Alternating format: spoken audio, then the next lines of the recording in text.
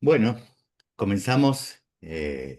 Hola a todos, bienvenidos. A ver si eh, estamos ahí incorporando más gente. No sé por qué no me estoy viendo en pantalla, me estoy viendo pequeñito en algún rincón de la pantalla. Bueno, hola a todos, bienvenidos nuevamente a esta edición de estos diálogos de diseño que organizamos entre la Facultad de Diseño y Comunicación de la Universidad de Palermo y la revista y la editorial Experimenta aquí en Madrid. Mi nombre es Marcelo Guío, soy el director editorial de Experimenta y hoy nos acompaña una... Bueno, es difícil definirla, ahora voy a hacer como siempre un pequeño resumen sobre esto, ¿no? Pero una escritora, filósofa, diseñadora entre otras cosas, que se llama Mane Tatulian. Mane es argentina, aunque en este momento no está en Argentina, precisamente. Ahora ella nos va a decir desde dónde está. Es hija y nieta de docentes armenios, graduada tanto en artes aplicadas como en filosofía. De allí el tema que hoy nos convoca, esta de las conexiones, un cruce entre diseño y filosofía. Y es autora de varios libros que tengo el gusto y el placer de editar, que después los voy a ir mostrando. Entre ellos, bueno, La singularidad radical, Poshumanismo o el exilio radical. Y el último, Meditaciones de diseño, que acaba de salir hace muy poquito. Incluso en el caso de La singularidad está editado también en inglés y en italiano. Y Meditaciones de diseño es un libro bilingüe en inglés y en español. Y Mane ha dedicado sus esfuerzos y dedica sus esfuerzos, si la siguen a ella en redes sociales lo van a ver, a difundir una actitud filosófica a través de los proyectos, y esto es un punto interesante. Y también con una misión o la idea de restaurar la contribución de la filosofía en el campo de la vida humana, de los individuos y también en la vida pública. Dicho todo esto, hola Mane, ¿cómo estás? Bienvenida. Hola Marce, ¿cómo estás? Un gusto, un placer estar acá con todos ustedes. Espero que realmente tengamos una charla tocando, por así decirlo, una intersección no muy abordada, ¿no? Que es la de la filosofía con el diseño, que ahora vamos a entrar en detalle, yo no me adelanto, pero en esta pequeña bio que estabas haciendo justamente aparece algo que es muy particular y en lo que yo siempre hago mucho énfasis, que es la cuestión interdisciplinar. Esta cuestión de dificultad de definirse viene un poco por ahí. Yo soy defensora en realidad de la mirada interdisciplinar. Yo creo que las ideas más interesantes y los proyectos más interesantes también suceden cuando se empiezan a precisamente complementar las distintas disciplinas, Ujú. ¿no? Y esto igual ya indagaremos, ¿no? Pero esto que a primera vista parece muy difícil de complementar, que es la filosofía con el diseño, realmente a medida que se va desencadenando el proyecto de uno, va tomando como lugar y va tomando cuerpo. Y creo que de eso también me gustaría que hablemos porque han sucedido en todo ese transcurso muchas cosas que en un principio era como, bueno, ¿cómo relaciono dos disciplinas que a primera vista parece que no tienen nada que ver, pero que al final se parecen más de lo que parecen, ¿no? Así que bueno, en eso ya Bien, y, indagaremos. y- y- y yo decía que bueno, en esta búsqueda también, en este cruce de ideas y justamente de pensamientos y de historias, hoy estás viviendo, no estás en Argentina, lógicamente, no estás tampoco en Madrid como estoy yo. ¿Dónde estás ahora? Bueno, ahora estoy en Ereván, en Armenia. Yo soy armenia, digamos, si bien nací en Argentina, siempre tuvimos digamos, la identidad armenia, por así decirlo, bastante cristalizada en lo que fue la familia. Y entonces, después de haberme recibido en diseño y artes en Buenos Aires, ahí ya viajé para Armenia y desde ese momento que ya estoy acá, ¿no? Entonces, como decía un poco Marce, hice mis estudios tanto en diseño como después maestría y doctorado en filosofía. Mane, no sé si lo saben o los que entran a la web de Experimenta, nosotros tenemos siempre, ahora no estamos teniendo mucho, pero teníamos o tenemos una serie de columnas, y Mane durante un tiempo largo tuvo una columna propia donde hablaba justamente de este cruce, una columna llamada A Luz Natural. Ya vamos a decir por qué es el título de esta columna, donde justamente hacía reflexiones que vinculaban el campo del diseño con el campo de la filosofía, pero también con la humanidad y también con las nuevas tecnologías, algo de lo que vamos a hablar seguramente. Entonces, para darte pie a lo que estabas empezando a comentar, ¿no? ¿Cómo articulás filosofía y diseño desde la propia práctica? Porque aparentemente son como campos muy alejados, y un campo muy vinculado al pensamiento, a lo abstracto incluso, y otro campo muy vinculado a lo concreto, a lo específico, ¿no? ¿Cuál crees que es el lazo esencial entre estas dos disciplinas? Ujú. Bueno, yo siempre cuando escribo mi bio, tengo que de alguna forma resumirlo en dos oraciones, siempre comento esto, ¿no? De que la filosofía es una forma de entender el mundo y el diseño una forma de ordenarlo. Y en realidad con el tiempo también fui de alguna forma como encontrando una síntesis entre ambas, y es que ambas al final son formas de creatividad. ¿No? Yo, por ejemplo, cuando lo pienso, digo, bueno, yo a veces creo a través de ideas, que es cuando hago filosofía, y a veces creo a través de artefactos y de objetos, que es cuando hago diseño, ¿no? Pero al final los dos son formas de expresión que tiene y de manifestarse que tiene la propia creatividad humana, ¿no? Si bien yo recuerdo cuando estudiaba diseño, de hecho yo estaba entre tres carreras en el momento que comencé, o sea, en el momento que tenía que inscribirme, y era arquitectura, filosofía y diseño. En ese momento opté por diseño porque creo que tenía más ganas de indagar por lo material y por los artefactos y por el diseño en general. Am, pero siempre tenía como esa intención, yo siempre digo, en realidad de volver a la filosofía, porque la filosofía siempre había estado ahí, ¿no? Y claro, cuando yo aplicaba la filosofía al diseño, esto era de una forma mucho más clara. En realidad, tener una visión más filosófica del diseño parece algo bastante, digamos, intuitivo, sí, bastante incluso imaginable, pero o sea, la viceversa era la más complicada. Decir, bueno, ¿y cómo me va a ayudar el diseño a mí en filosofía? Y esa fue la parte que a mí en realidad más tiempo me llevó, porque era la que a mí no me encajaba. Y yo como soy un poco así como bastante, no sé si decir como obsesiva con el tema de la coherencia, ¿no? Entonces siempre me generaba un cierto ruido, ¿no? De decir, Iba a claro, decir obsesiva, pero bueno, en el buen sentido, en lógicamente. el buen sentido, en el sentido de, bueno, querer tener una cierta como, por así decirlo, como paz, ¿no? Con el sistema que uno mismo es, ¿no? Y que todas las piezas de alguna forma como encajen. Y recuerdo que a mí, esa es la parte que a mí más tiempo me llevó, ¿no?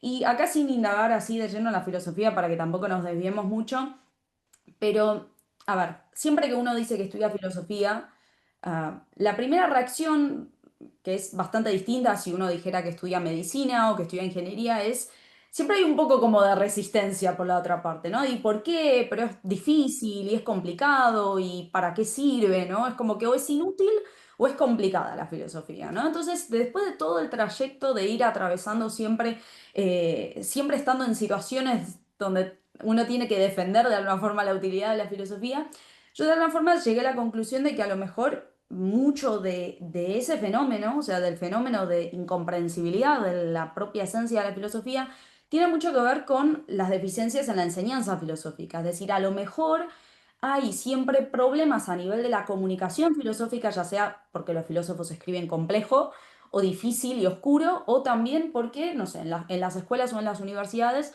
se enseña de una forma bastante, podríamos decir, como alienada o extremadamente académica, ¿no? Entonces había algo en común, que era que está fallando algo, por así decirlo, en la comunicación de la filosofía, ¿no? Y ahí es cuando empezó a abrirse todo un universo de que el diseño a mí me puede servir para poder comunicar filosofía. Esto ya sea a través de gráficos, infográficos, esquemas para poder explicar un tema, hasta la claridad, la jerarquía, la esquematización y el orden de una presentación o lo que fuere. Y ahí se empezó, ahí apareció, digamos, como la vuelta de tuerca que yo estaba buscando siempre con diseño hacia la filosofía. Y era Ujú. justamente pensar al diseño como una herramienta para la educación filosófica. Y ahí se terminó, digamos, completando, ¿no? Como toda esta beta. Y sobre todo en este último tiempo, más allá de los libros, de los cuales ya hablaremos, que también son una intersección entre filosofía y entre diseño, obviamente en sí mismos, también un último proyecto que estuve desarrollando que comenzó en el 2021, que es Modern Matter Systems, sistemas modernos, ¿no? De materia moderna sería la traducción en español, que era un proyecto que tiene que ver con agendas, planners, notebooks, distintos sistemas análogos para la organización, y que claro, tenían un componente filosófico, pero yo sentía que, o sea, porque aparecían, por ejemplo, elementos teóricos, había digamos, un diseño detallado en cada uno de ellos. pero había algo que de alguna forma también me faltaba como esa tuerca, ¿no? Y en este último tiempo, sobre todo con la tesis doctoral, cuando yo empecé a indagar en todo lo que es una beta filosófica, que es la fenomenología, por ejemplo, que tiene que ver con lo que es la conciencia abridora del mundo, ¿no? Como la conciencia es básicamente una función, ¿no? que tenemos y que tiene nuestra subjetividad trascendental de abrirnos el mundo y de poder permitir que nosotros le demos un sentido al mundo y por ende tengamos una comprensión de nuestro lugar en el mundo, ¿no? Tiene que ver con la conciencia abridora del mundo porque es una conciencia que da sentido, constituye mundo.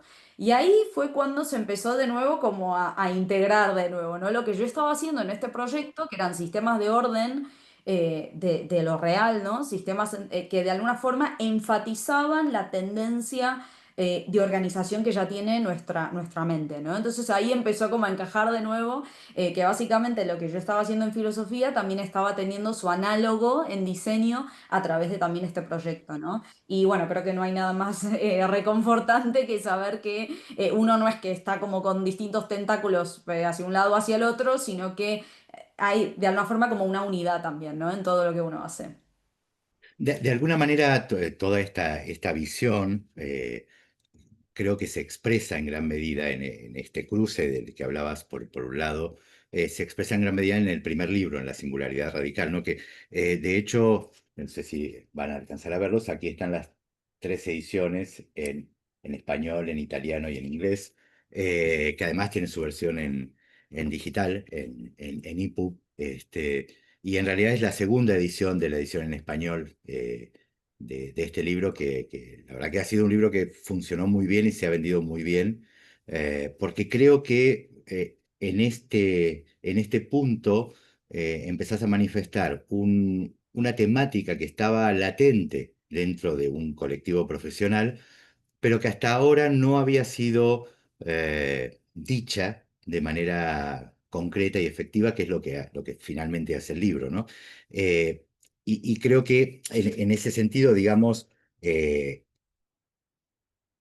todo lo que planteaba desde el punto de vista filosófico, que es entender el mundo de una manera determinada, el diseño, de alguna forma, es el que el visual o permite visualizar esa visión del mundo o darle un marco concreto a esa visión que es absolutamente teórica, aparentemente teórica, pero que surge de algo sumamente interesante que estabas planteando recién, que tiene que ver con la apertura a un conocimiento, pero un conocimiento no desde el punto de vista enciclopedista, digo, una comprensión del mundo en el que estamos. Y en esa comprensión, y en tu propio libro también hablas bastante sobre el tema de la soledad del individuo dentro de la modernidad digital, que esto es un aspecto que es bastante recurrente incluso en tu obra, esta mirada del self, ¿no? De mirarse a sí mismo, los procesos de personalización.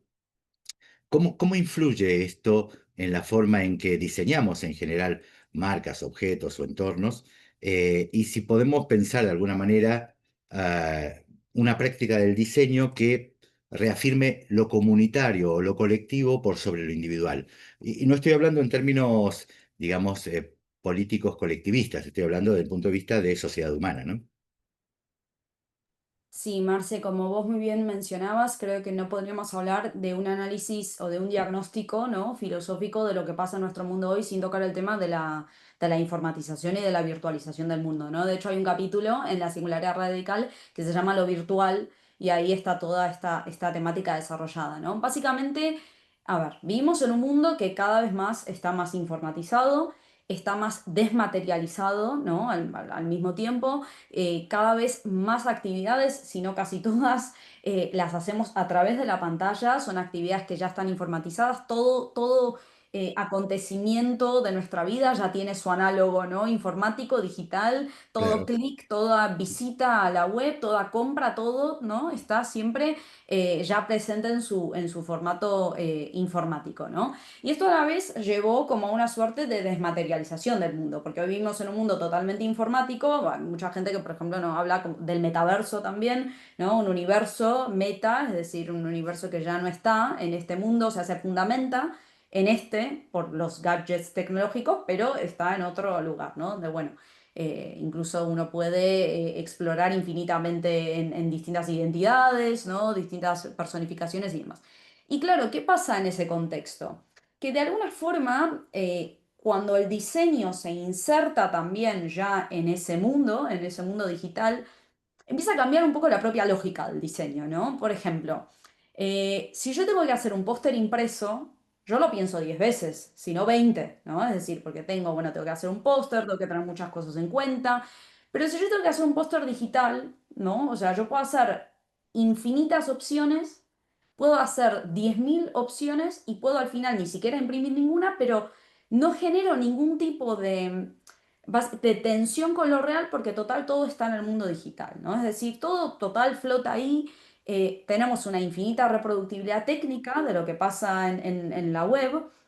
Tenemos además esto que Walter Benjamin hablaba con la cámara fotográfica, pero hoy en día lo vemos en los medios digitales, que es esa pérdida del aura, ¿no? Del original. Hoy, ¿cómo hablar del original? Por ejemplo, todo lo que es la cultura de los memes. ¿Cómo hablar del Ujú. original, ¿no? O sea, es como una concatenación, ¿no? Viral de esa información y ya es muy difícil hablar de quién lo hizo por primera vez o de cuál es el original y demás, ¿no? Entonces, en este contexto de alguna forma, y quizás a esto me gustaría llegar, que es que de alguna forma se vacía un poco la responsabilidad que también tenemos como creadores, ¿no? Es decir, que de alguna forma, si yo ya estoy creando en el universo de lo digital, de alguna forma no tengo la misma responsabilidad que yo tendría cuando yo, digamos, tengo que realmente, ¿no? Producir algo en el mundo real. Esto añadido, además, acá hago una pequeña digresión, pero el diseño, diferente a los ingenieros, ¿no? O a los médicos, nosotros no necesitamos una matrícula para poder diseñar.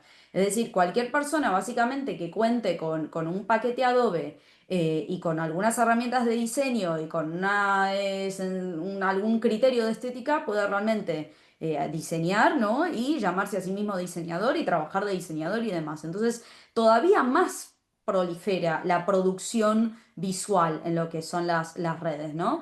Um, y además de esto se genera, bueno, y además una pequeña cuestión, ¿no?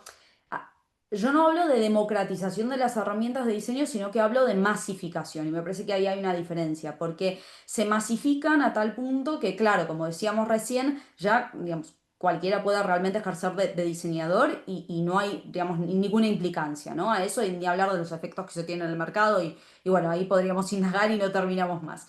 Pero claro, lo que genera es una suerte de, como la llamo yo en ese capítulo, ¿no? Una contaminación virtual, o sea, es una contaminación visual virtual, pero claro, como no tiene peso en el sentido literal y en el sentido metafórico, nosotros no nos damos cuenta. Pero estamos inmersos en un mundo digital donde prolifera infinita, o sea, basta con que uno entre, por ejemplo, a plataformas como Behance o como Instagram para ver lo que sucede y, ¿no? Hay un mundo infinito de producciones visuales. Y claro, contaminación visual y virtual, ¿no? Pero, ¿por qué no nos pesa esa contaminación? Porque de alguna forma, como no es la que sucede en el mundo material, no nos preocupamos mucho por ella, nos preocupamos más por la contaminación del mundo real, pero no lo que está sucediendo también a nivel virtual, ¿no? Y esto de alguna, digamos, forma nos lleva justamente a empezar a pensar cuál es la responsabilidad ahí del creador, ¿no? Es decir, ¿qué hace el creador en ese contexto? ¿Aprovecha para poder seguir proliferando esta contaminación visual virtual o puede también tener un cierto criterio de responsabilidad para poder ser más consciente a la hora de diseñar, ¿no?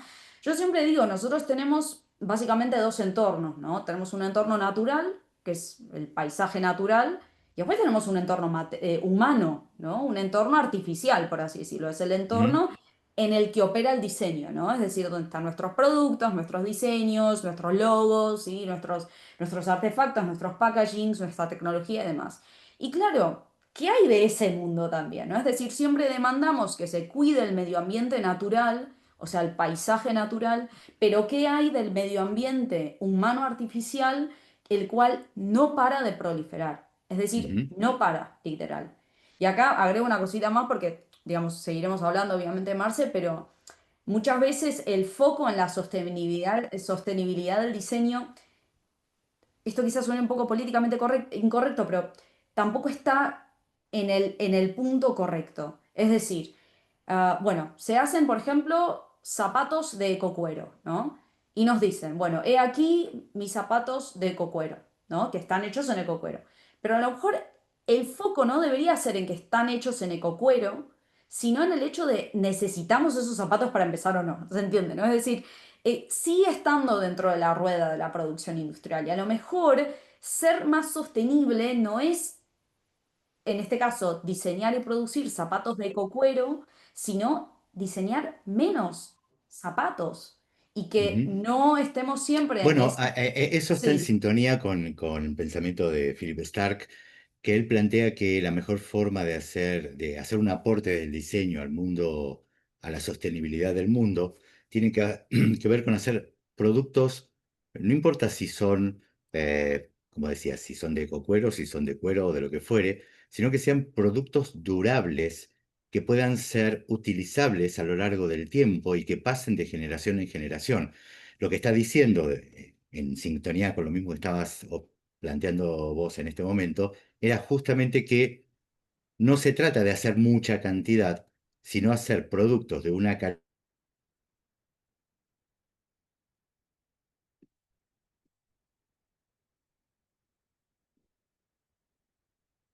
Perdón, Marcelo, estás muteado.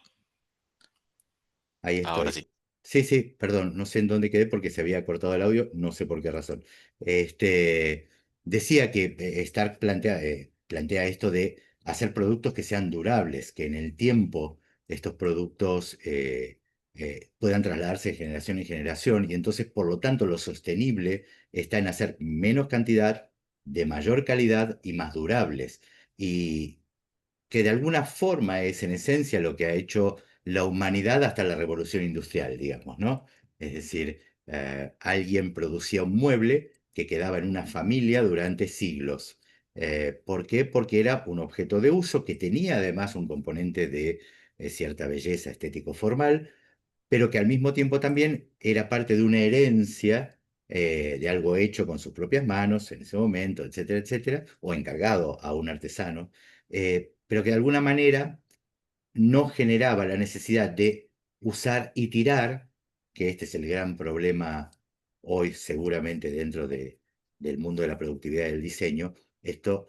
Y esto que estoy diciendo ahora lo relaciono con lo mismo que estabas diciendo sobre el tema del ecosistema digital en el mundo del diseño. Parece ser que son todos productos de use y tire, ¿no? Y probablemente ese use y tire en un espacio aparentemente infinito, que no lo es, que es el espacio virtual, lo que sigue haciendo es acumular cada vez más basura. y aparte, por ejemplo, hablabas de lo digital, ¿no? Y dando un ejemplo del diseño más gráfico. Es un ejemplo inmaterial, pero que también nos habla de lo mismo, es decir, no va solamente por lo material. El diseño de tipografías, ¿no? Por ejemplo, en estos últimos años hay una proliferación de lo que es el diseño de tipografías, ¿no? Y yo muchas veces me pregunto, ¿no? Veo las tipografías y a veces veo que, no sé, son 96% parecidas a la helvética, pero hay como eso que Baudrillard llamaba, ¿no? Las diferencias marginales, o sea, es como una mini diferencia, pero que supuestamente hace como un cambio, ¿no? Y entonces es como, bueno, pero necesitábamos a lo mejor esa tipografía, esa y infinitas, porque como esas hay muchas, ¿no? Pero necesitamos esa tipografía que es un 96% una helvética o un 87% una Garamond, cuando podríamos seguir usando la Garamond o podríamos seguir usando la helvética, y a lo mejor el ajuste está en la forma en la que lo usamos, en una, no sé, en nuevos métodos, nuevas técnicas, es decir, resignificar el pasado a través del presente. Eso también es creatividad. Creatividad es renovar el pasado a través de nuestro tiempo presente también, ¿no? Entonces, a lo mejor es un cambio precisamente de actitud, ¿no? Realmente necesitamos todas esas tipografías, realmente es necesaria esa tipografía 97% helvética y a lo mejor podríamos usar la helvética y estaría más que bien y usar ese recurso de trabajo y energético para poder hacer realmente otros objetos y otros diseños que realmente se justifiquen. Hay otro aspecto en la singularidad y después vamos a pasar a poshumanismo Bueno, pero está enganchado con poshumanismo. En la singularidad hablas también de este paso del humanismo moderno al poshumanismo moderno, ¿no? O posmoderno, mejor dicho. del humanismo moderno al poshumanismo posmoderno. Eh, y obviamente esto tiene una implicancia ética, ¿no? Esto es lo primero. Pero dentro del campo del diseño, este poshumanismo posmoderno, ¿qué implicancias éticas tiene, por un lado? Y cómo debería un diseñador enfrentarse a estas preguntas o a estas, si se quiere, a estos cuestionamientos que nos ofrece este nuevo o este nuevo entorno en el cual estamos? Ujú. Bueno, yo creo, primero principal, Marce, todo diseñador y toda profesión, o sea, creo que esto va más allá del diseño, debería interesarse por fenómenos, escuelas de pensamiento como el post y el transhumanismo, porque ellos lo que están planteando, y son bastante, por así decirlo, exitosos en lo que es el mundo de las ideas, es que están planteando digamos, el trayecto que va a tomar la idea del ser humano, y no hablo de así como de distopía y de futurología, hablo de que ya están sucediendo estos fenómenos. Podemos después ver algunos ejemplos porque muchos tienen que ver con diseño y con tecnología, ¿no? Pero se están realmente replanteando lo que significa un ser humano y están ofreciendo el prototipo de ser humano que se imaginan que va a tener que reemplazar a ese humano que ellos rechazan, que es el ser humano del renacimiento y del humanismo, ¿no? Por eso posthumanismo, ¿no? El transhumanismo en una beta más tecnológica digamos, defiende lo que es la mejora, entre comillas, del ser humano a través de Ujú, tecnologías contemporáneas, ¿no? Nanotecnología, robótica, bioingeniería, etcétera, y un posthumanismo que es más una beta más filosófica, más crítica, que dice hay que terminar con la centralidad del ser humano, ¿no? Es decir, es post-antropocéntrico, es post-dualista y es post-humano, o sea, supera el humanismo, supera el dualismo, sujeto-objeto, conciencia-mundo, ser humano, animal, etcétera, y además es post-antropocéntrico, porque propone la salida de un paradigma que tiene al ser humano como centro, ¿no? Entonces, esto va más allá del diseño. Yo creo que cualquier profesión, cualquier profesión debería realmente indagar un poco en esto porque, bueno, es básicamente los trayectos que, o sea, hoy ya tenemos los puntos y ya están como los hilos que nos van llevando también a esas imágenes de los mapas futuros en lo que respecta a lo que es un ser humano, ¿no? Y claro, si nosotros partimos de la afirmación de que lo que predomina o va a predominar todavía más, es una visión posthumana, postantropocéntrica, estas son visiones que no tienen como centro al ser humano. Y entonces yo me pregunto, claro, un diseño posthumanista sería un diseño que no tiene ya el centro al ser humano. Y entonces y pensar esto sería una paradoja. eh, digamos, una visión del diseño que no tenga en cuenta al ser humano entraría en un terreno paradójico.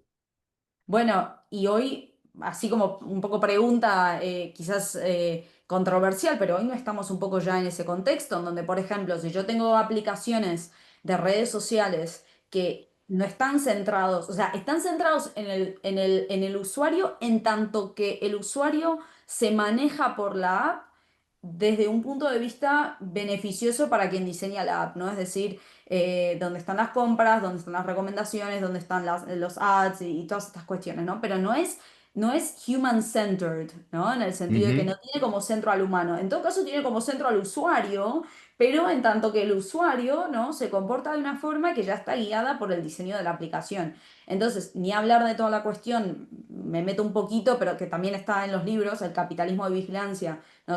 Que es un término que acuña Shoshana Zuboff en su libro Capitalismo de Vigilancia, que claro, hoy hay un uso de la data y de la información sin precedentes y que todo lo que sucede por detrás que nosotros no somos ni siquiera muchas veces conscientes, ¿no? Nosotros interactuamos constantemente con nuestros teléfonos y nuestras computadoras y estamos siempre en una posición asimétrica, por así decirlo, donde nosotros siempre estamos dando información a través de cómo nos manejamos, de lo que hacemos, de la data que ponemos ahí y demás. Entonces, ya estamos, por así decirlo, como pisando el terreno de un diseño que ya dejó de estar centrado en el ser humano y que está en todo caso centrado en los beneficios, ¿no? que traen este tipo de diseños. Aquí estoy hablando sobre todo en lo digital, ¿no? Que es donde se Ujú. ve, creo que Sí, de sí, una sí. forma también muy clara, porque bueno, obviamente también tenemos artefactos que funcionan, que están bien, que son human-centered, no sé, sea diseño de objetos, sea tecnología o, no sé, mobiliario, lo que fuere. Pero en el diseño digital creo que esto se ve más, ¿no? Entonces, em, ¿se tiene que interesar el diseñador por el post y el transhumanismo? Sí, porque esto es el futuro, ¿no? De lo que nos espera. Y de nuevo, tampoco es un futuro muy lejano, porque si uno indaga un poco, ve ejemplos como, de hecho, son personas del arte, ¿no? Y del diseño. Neil Harbison, que es este chico que tiene la antena, ¿no? En la cabeza que le permite escuchar los colores. Tenemos a Moon Rivas, que es una chica que hace danza y tiene un chip que le permite sentir los movimientos de las placas tectónicas, ¿no? Y ella danza de acuerdo a esto. Entonces, ya tenemos varios ejemplos de personas que, por ejemplo, se dedican, están dentro de lo que sería el mundo del arte, pero que ya tienen integradas tecnologías, ¿no? Entonces, no está tan lejos de nuestro tiempo contemporáneo. Y segundo, sí, yo creo que si estamos yendo a un paradigma en general, y esto ni hablar de ecologismo, ni hablar de las tendencias políticas y demás, que trata de descentrar ese paradigma centrado en el ser humano. Entonces, ¿qué rol puede ejercer el diseño ahí, ¿no? Sabiendo que nosotros creamos diseños y después esos diseños nos moldean a nosotros también, ¿no? Esto pasa mucho, el análogo pasa con la filosofía, nosotros creamos ideas y después esas ideas también nos moldean a nosotros. Entonces, hay una frase de Marx que a mí me gusta mucho de la Sagrada Familia que dice, si el entorno determina al humano, hay que hacer el entorno más humano, ¿no? Entonces, ahí está, yo creo, la responsabilidad del diseñador, ¿no? De decir, bueno, yo tengo la capacidad, tengo la función y además tengo con que tengo las herramientas, ¿no? De poder afectar en quien usa estos diseños, entonces aprovechar y realmente construir diseños más humanistas, por así decirlo, para que cuando ellos afecten de nuevo, ¿no? En ese circuito, tengan obviamente un impacto más humanista y más positivo.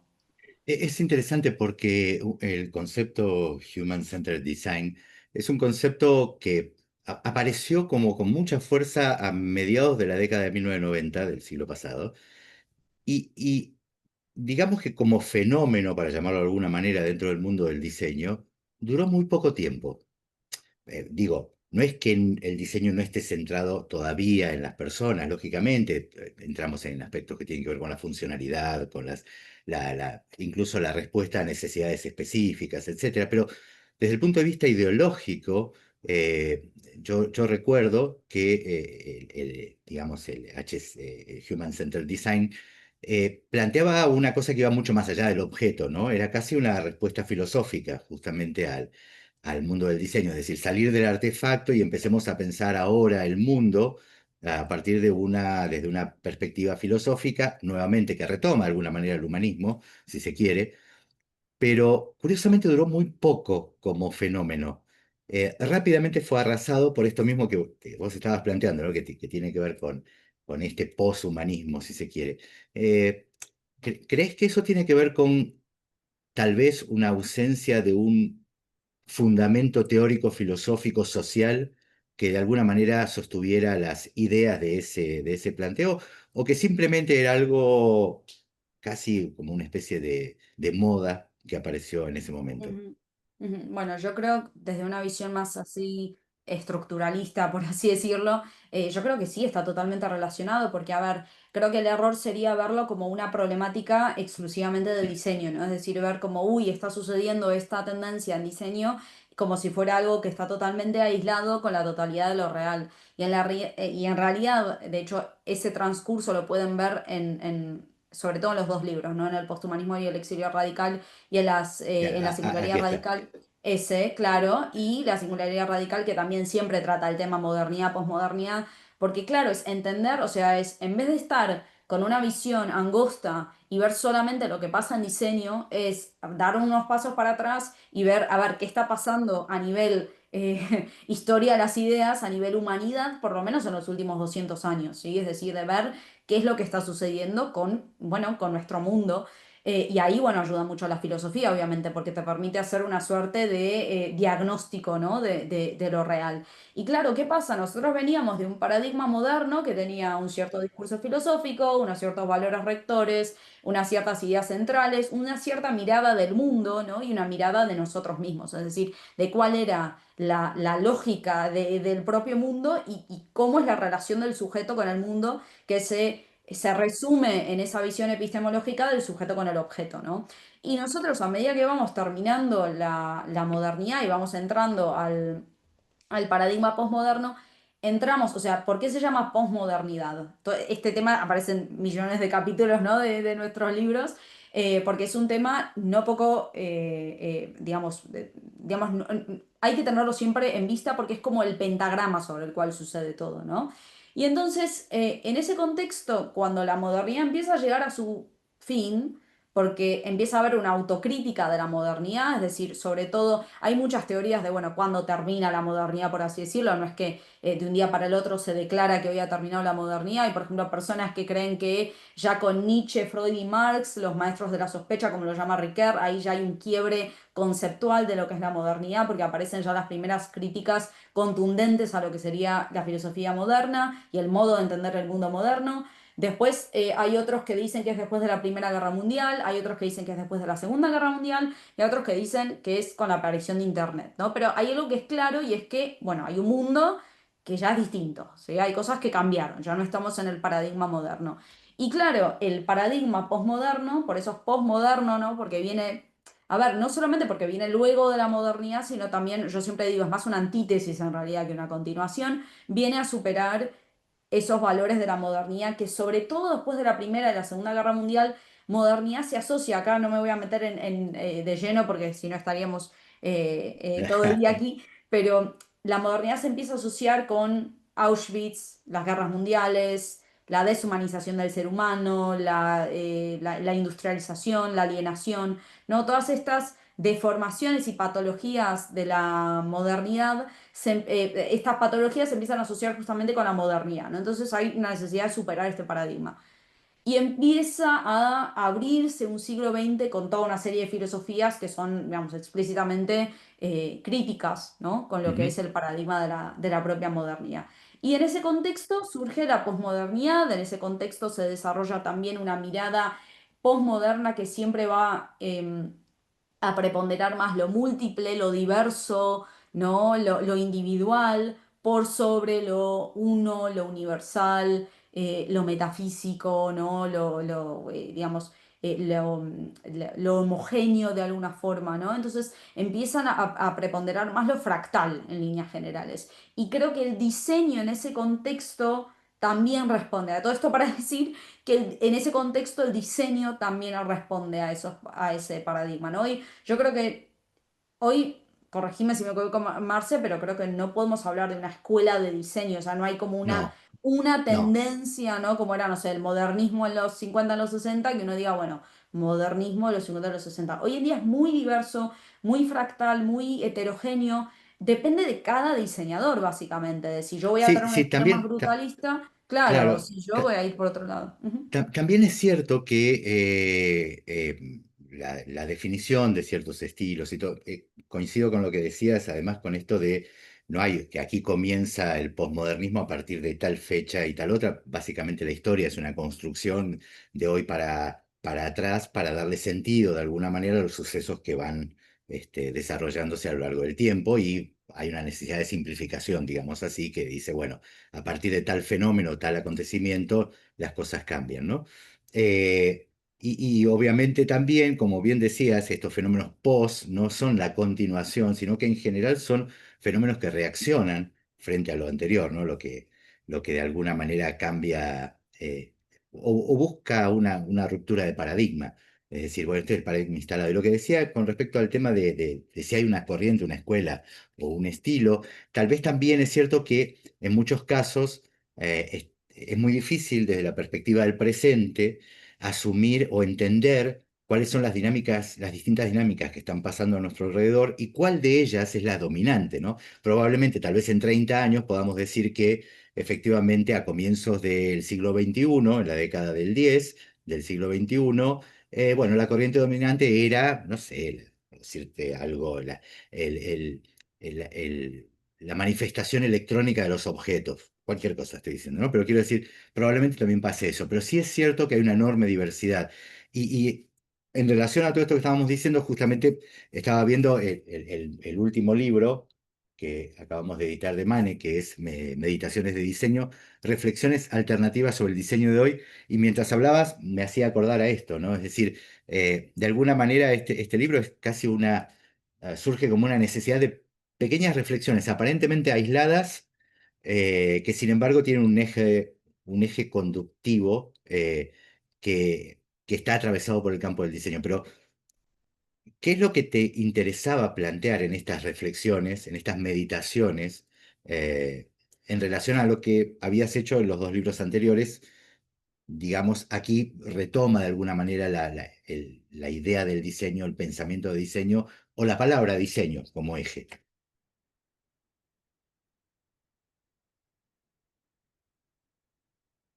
Ahí está, me Ahí había estamos, muteado sí, y me sí, había sí. olvidado que me había muteado. Ahí. A ver, yo creo que este tercer libro de alguna forma es como, sí, ya que los dos primeros trataban más exclusivamente una cuestión filosófica, y aprovecho para decir, no es filosofía, esto si no yo iría en contra de mis propios principios, es filosofía que se lee muy bien, muy fácil, no tienen que ser filósofos para leer estos libros. Doy fe de eso. Es totalmente.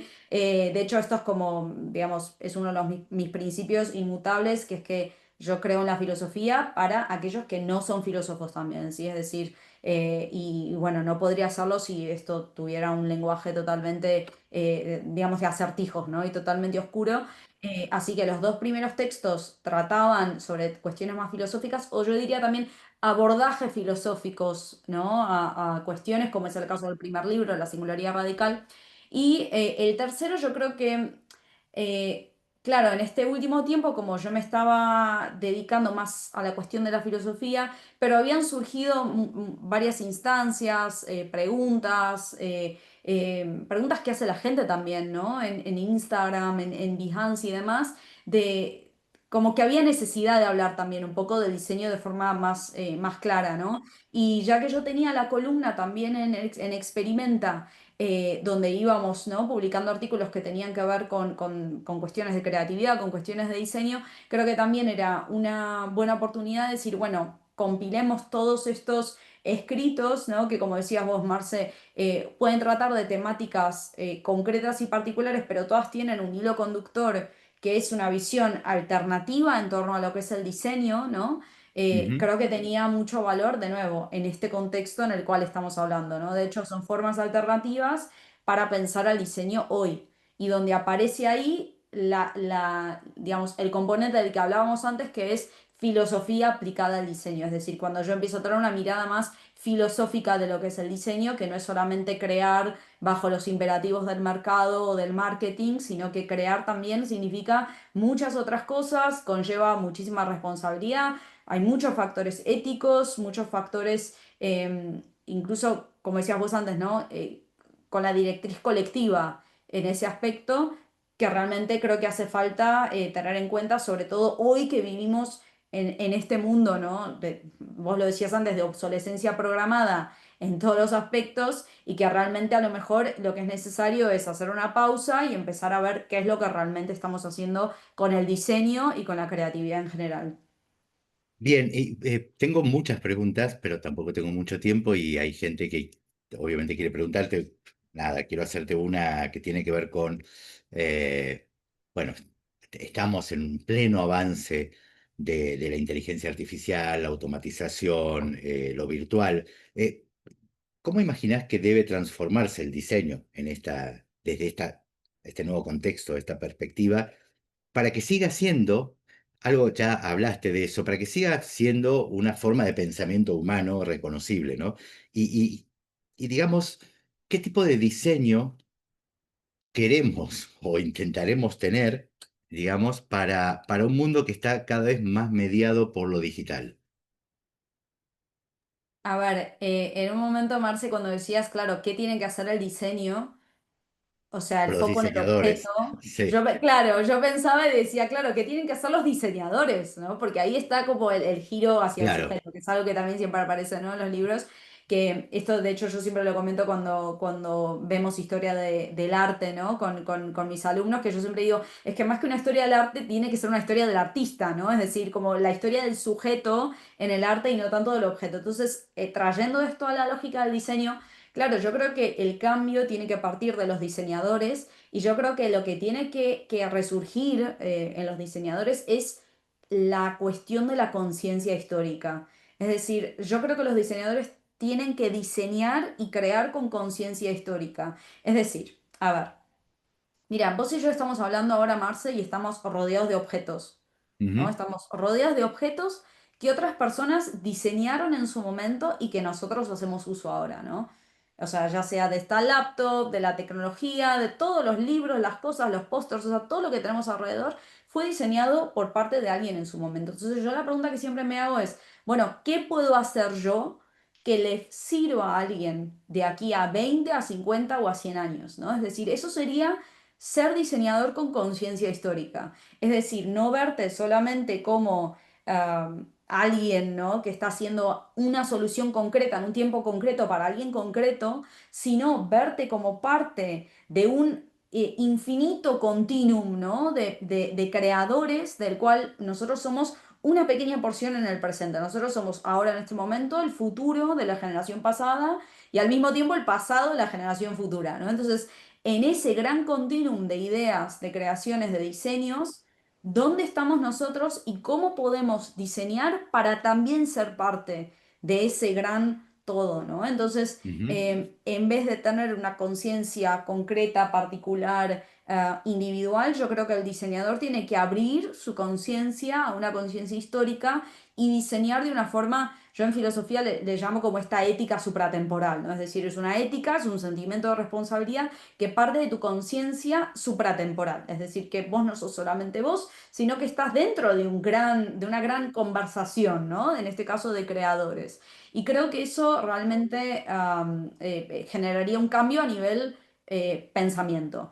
Y ahora, en el segundo aspecto, yo pensaba en la cuestión de lo análogo y pensaba en el papel. Por ejemplo, y esto obviamente lo digo porque también yo personalmente tengo un proyecto que trata con el papel y demás. Vos, Marce, hoy lo hablábamos antes de empezar esta sesión, ¿no? Las toneladas de libros con las cuales estás rodeados. Y yo creo que el papel tiene un componente fundamental, no solamente en la historia del diseño, sino también en la historia de las ideas en general. Es decir, nosotros, digamos, hoy podemos leer filosofías que se escribieron hace 500, hace 1000 o hace 2000 años, porque hubo un soporte y una plataforma sobre la cual eso se escribió, ¿no? En su momento y que nos llegó a través de eso. Entonces, el papel de alguna forma tiene, yo siempre digo, no tiene como una doble implicancia, es al mismo tiempo posibilidad, ¿no? Un papel vacío es la pura posibilidad, la pura potencia, y al mismo tiempo es, digamos, esa atemporalidad, ¿no? De que se puede generar algo ahí que pueda realmente durar, digamos, muchísimo tiempo. Yo siempre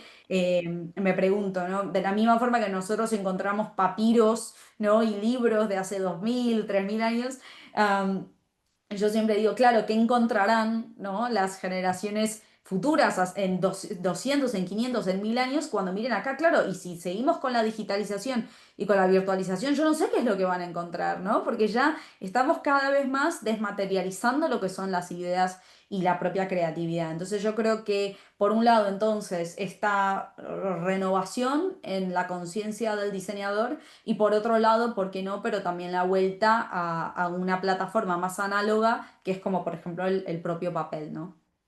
Bueno, ahí creo que está clara, justamente en esta analogía que hace sobre el tema del papel, creo que está claro el cruce entre la filosofía y el diseño, casualmente, o no tan casualmente.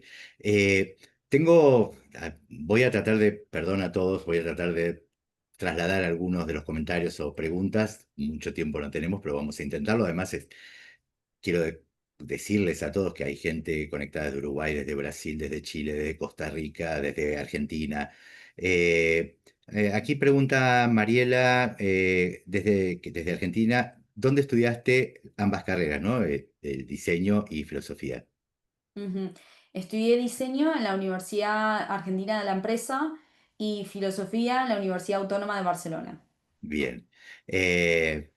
Bueno, agradezco los comentarios, obviamente. Acá Hanna Zárate dice, totalmente de acuerdo, el diseño es otra forma de pensar o crear el mundo. Hace un par de años descubrí el trabajo de Mane y la entrevisté para mi podcast por su trabajo, que plasma las discusiones que hago en el aula de teorías de diseño que trabajo en Colombia, justamente. Así que alguien que habló contigo sobre este tema. ¿Qué hay sobre los efectos de esas producciones virtuales en el mundo real? Bueno, algo hablamos de eso, ¿no? Pero digamos, ¿cuáles son los efectos en el mundo real? Bueno, básicamente la construcción primero de un relato que no se sostiene en términos de la historia, creo yo, ¿no? Es decir, de, de- de qué va a pasar en este yo del futuro con esto que ha pasado hoy, ¿no? Y Pero yo creo que nada. también cambia la autopercepción del diseñador y cómo el diseñador después percibe el diseño, ¿no? Porque claro, si yo estoy todo el tiempo tratando con lo virtual y de alguna forma me normalizo esa desmaterialización del propio diseño, automáticamente mi creencia también en torno al diseño, ¿no? Mi predisposición en torno al diseño también cambia. Entonces, yo creo que tiene muchísimas implicancias, estas algunas, ¿no? Sí, esto lo decía Carmen. Luis de Felipe dice, pienso que sí contamina, pero la mente y la estética y al final si se traslada al mundo físico, sean las pantallas que proyectan esa contaminación. Es cierto, es Ujú. lo que hablamos, ¿no? Bueno, acá Marisa dice que viva la perdurabilidad. Eh, y tengo más, Mara hacía relación a esto de, bueno, sí, hay que pensar antes de diseñar, ¿no? Creo que ahí hay también un aspecto que tiene que ver con la filosofía o una revisión de quiénes somos en el mundo y en este continuum del que hablabas antes, ¿no?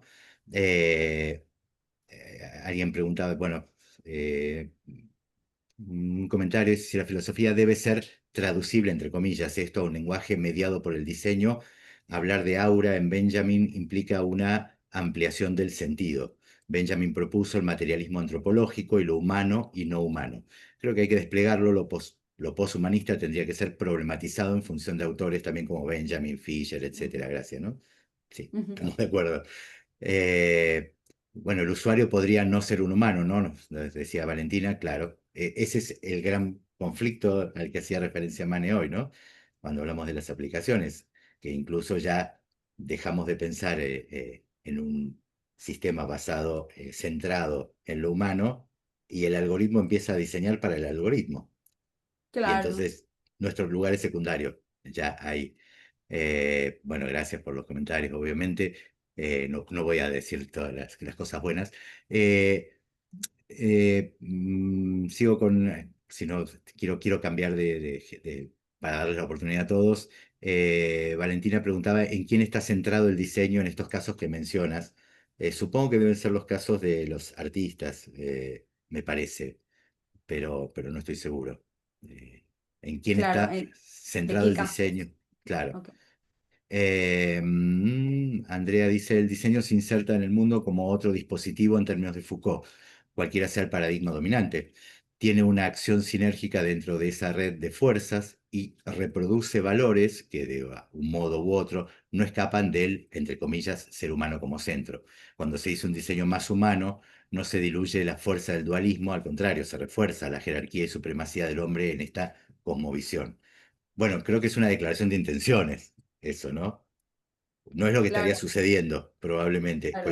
Coincido con Andrea, no es que no, pero lo que estamos notando es que esto no estaría pasando, o estaría pasando cada vez menos, ¿no?